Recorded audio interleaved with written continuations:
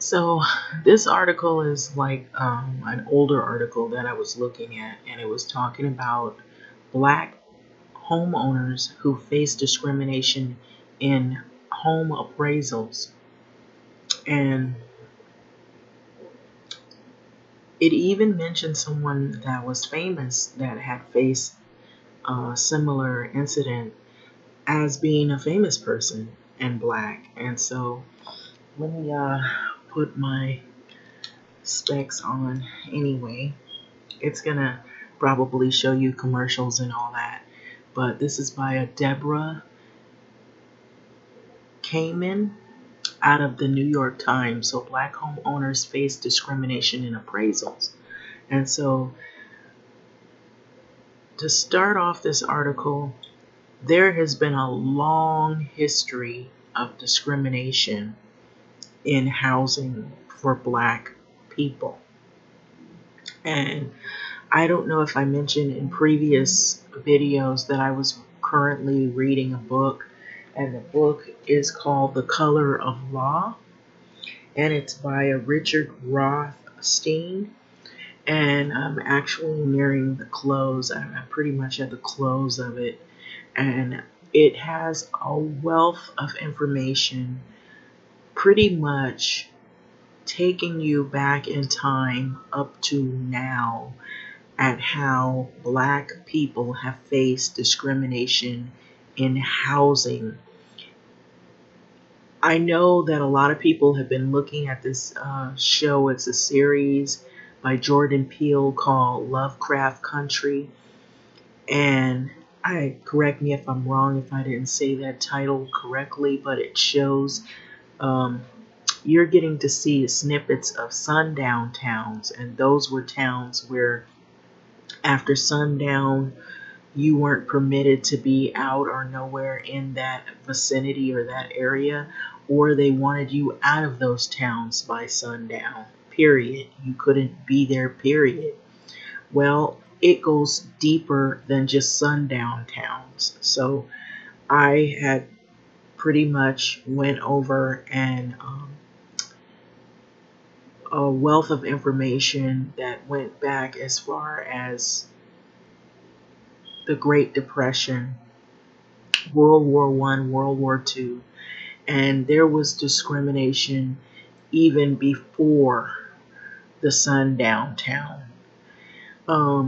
There were neighborhoods that you couldn't even live in because of covenants in those communities. There were white communities that were all white communities, and they wanted to stay all white communities, and you couldn't live in those neighborhoods. You couldn't buy homes in those neighborhoods.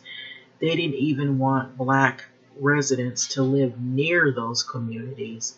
And there were lots of things that I had really went over that showed that was the start of the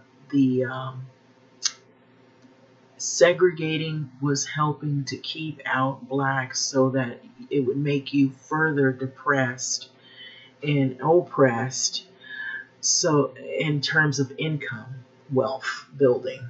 And so that's what contributed a lot to the wage gaps, the wealth gaps that we have to this day. So a lot of those covenants, a lot of what is going on now is being priced out of communities because there's a lack of supply and demand for um, a lot of the neighborhoods that black people are in. They're exploited through the high rents. And so I just pretty much did like a paraphrasing and briefly brought it to now. That's the reason why, if you're looking at this graph, you can see the unemployment rates is higher for black Americans than it is white, Asian, and it's higher for black Americans and Hispanics. We're the highest number of unemployment rates since July 2020. And so black homeowners face discrimination in appraisal. So I'm going to go through this article. So Abina and Alex Horton wanted to take advantage of a low home refinance rate. Now, these are black people who actually were able to acquire a home. And so they bought on, it was bought on, their home refinance rates were brought on by what is now present is the coronavirus crisis. And so in June, they took the first step in the process, welcoming a home appraiser into their 4-bedroom and 4-bath ranch style house in Jacksonville, Florida. And so the Hortons lived just minutes from Ortega River in a predominantly white neighborhood of the 1950s homes that tend to sell for about 350,000 to 550,000. And so the neighborhood it had expected their home to appraise for around 450,000, but the appraiser felt differently, assuming that the value was 330,000. So Abina, who's black, and correct me about the name, so I'm sorry if I didn't say your name correctly. So she immediately suspected that there was discrimination in her appraisal. And so the couple agreed that the value was off and ordered a second appraisal to be done. And you might have to do that. But before the new appraiser could arrive, Horton and a lawyer began an experiment. So this is what they found in their experiment. She took all the family photos off the mantle, and instead she hung up a series of oil paintings of Alex Horton, who is white, and his grandparents that had been in storage. And so put basically white photos out and make it look presentable to where it looks like a white family is residing in the home. So the books by Zara Neale Hurston and Toni Morrison were taken off the shelves, holiday photos of black people that were edited. So the only things that were showing were white families on display. And so on the day of the appraisal, Abina Horton took the couple 6-year-old son shopping on the trip to Target. So they removed everything that looked or had any look of an African American, just moved it out of the house to make it look as though a white family resided there. So the new appraiser gave their home $465,000 in the value, more than 40% increase in the appraisal value. And so the race and housing policy has long been intertwined in the U.S. for Black Americans consistently that struggle more than white counterparts to be approved of home loans, and the specter of redlining. And so I also want to add in there was the reverse redlining, is what they call it, in 2008, when people were preyed upon, as in Black and Hispanic Americans, by banks and by subprime lenders. And so that was what was called reverse redlining. And so these practices, also the contract leasing that had happened in the past and is coming back, believe it or not.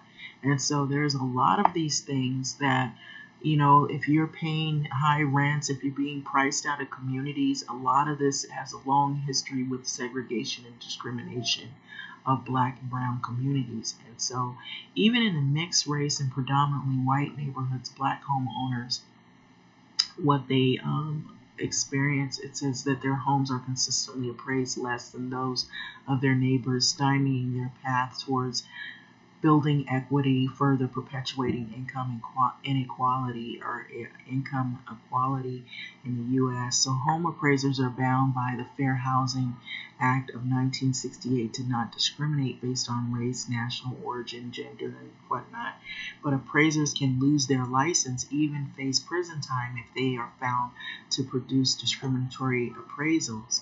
So 1011, I believe, bad with Roman numerals, Title 11, Financial Institution Reform Recovery Enforcement Act, enacted in 1989, also binds appraisers to standard of unbiased ethics and performance. So my heart kind of broke, Abina Horton said.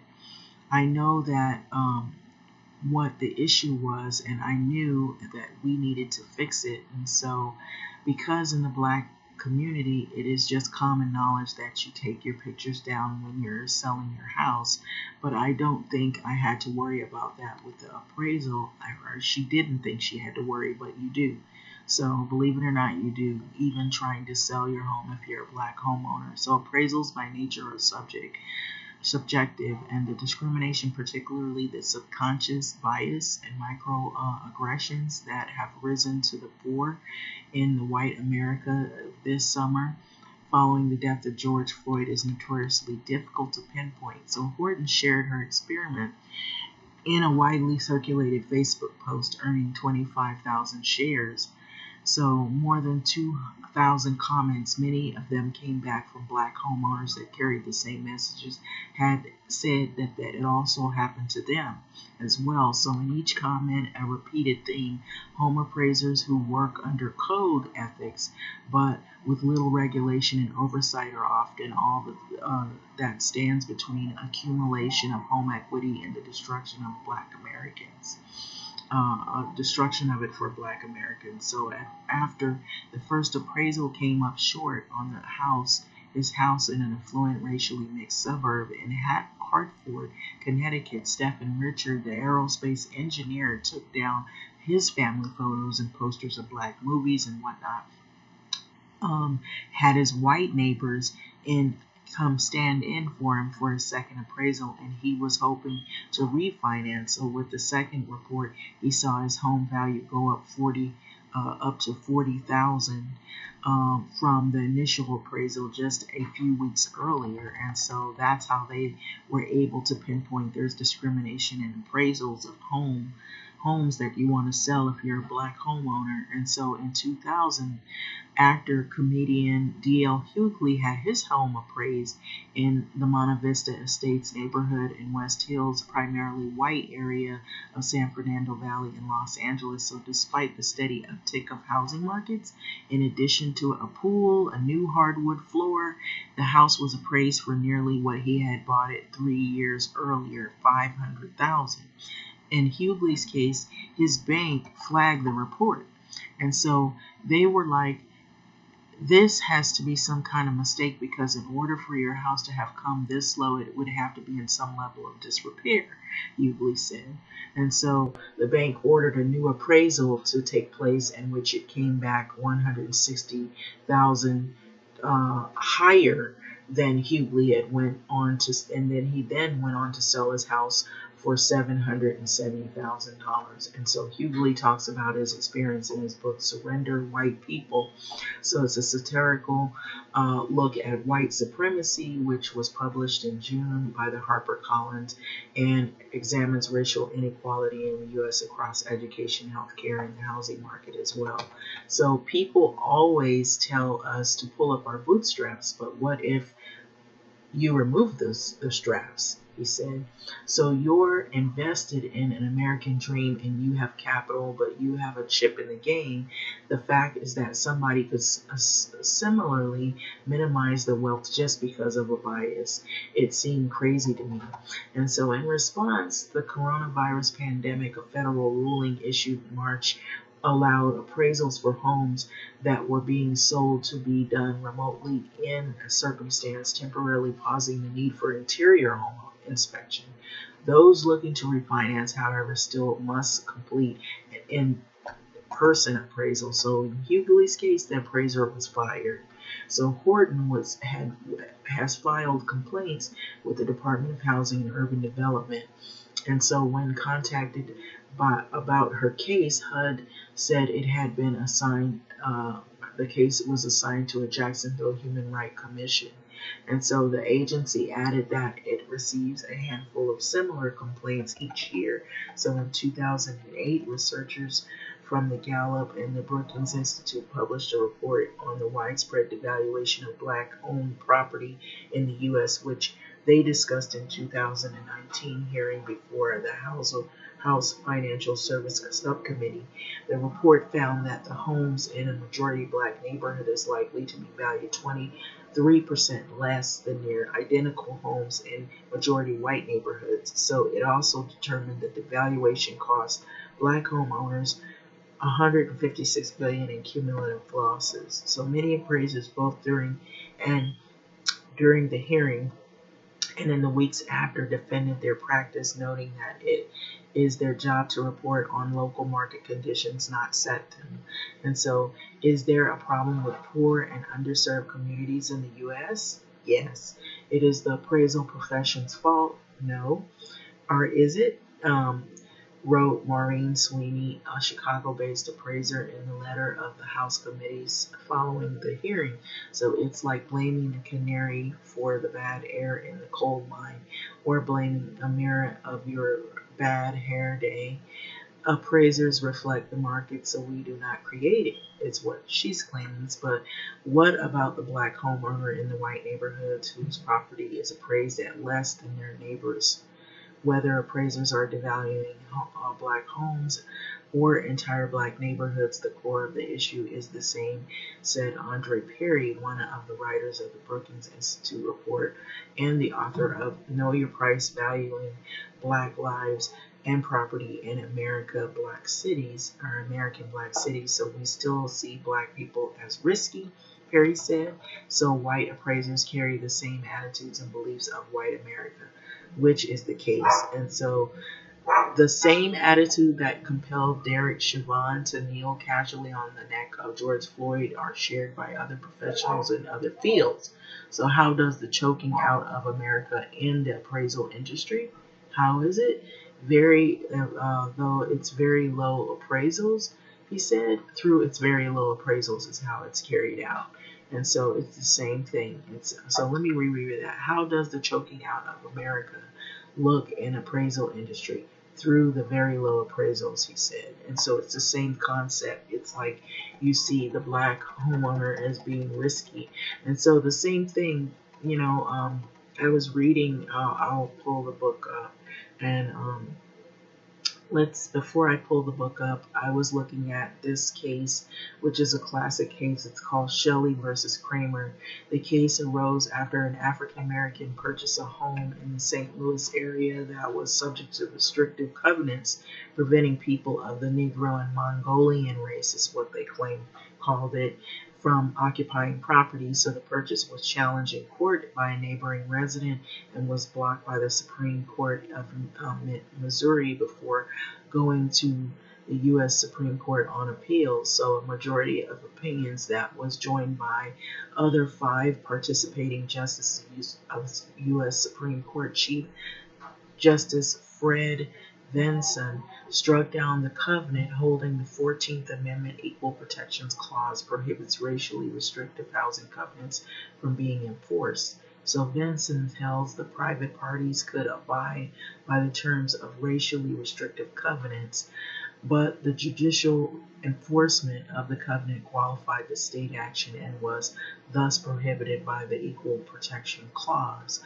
And so there's been a long history of racial discrimination in housing and renters alike. So right now we're facing the coronavirus pandemic, and a lot of people may be displaced, or where there was already displacement going on because they were being priced out of homes pre-pandemic. And so now we're in the pandemic, and that's just exacerbating the issues because a lot of people face job losses. Primarily the people hit mostly hardest is low income black and brown communities. And so now we have this mass homelessness that is looming. And we do have some relief funds that came out where people were able to participate in those, but it's through a lottery where you get picked depending on if you qualify based on your income. If it's low or below, I believe below $36,000 a year, you qualify depending on how many occupants live with you. And so this book that I had been reading called The Color of Law has a long history of racial discrimination in black and brown communities of color, of what people have experienced in terms of housing, the rental housing market, the rental market, and being priced out of housing, also being uh, having to pay three fourths or three fourths of your income. You're not able to save money so that you could participate in the housing market, pretty much stifling your incomes. There were a lot of things in there where it talked about how it made it hard for people to travel back and forth just to work at jobs. They would move jobs further out, and it was accessible to white people, but it was inaccessible to blacks, or was harder to access, meaning you had to travel long distances, maybe miles, to get to work, and that therefore that would dip into your income. So it would make you have to be, basically you're working and you're spending all of your paycheck just traveling back and forth to work because you live further away and they've moved the jobs further away. And that's what was done a lot to black people. And then um, there were also incidences of many thousands of incidences of fire bombings, harassment, where if people were able to get into homes in white communities, they were pretty much harassed and run out of those communities so that they couldn't live in those communities and build wealth. And so there were also depressing of incomes, or suppressing incomes, making it where black people couldn't get the higher paying jobs, so that they would be stuck at low wage jobs, or they'd be demoted, or they'd be fired, or they pretty much, it hasn't changed. It's still some of the stuff going on today. I've been hearing some stories where there have been a lot of rioting. There's been a lot of people that have been angry. There's been more police shootings.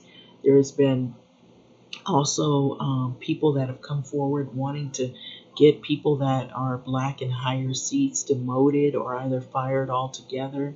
And so that's not uncommon from what I was at. This book points out a lot of what had gone on before is what is being repeated now.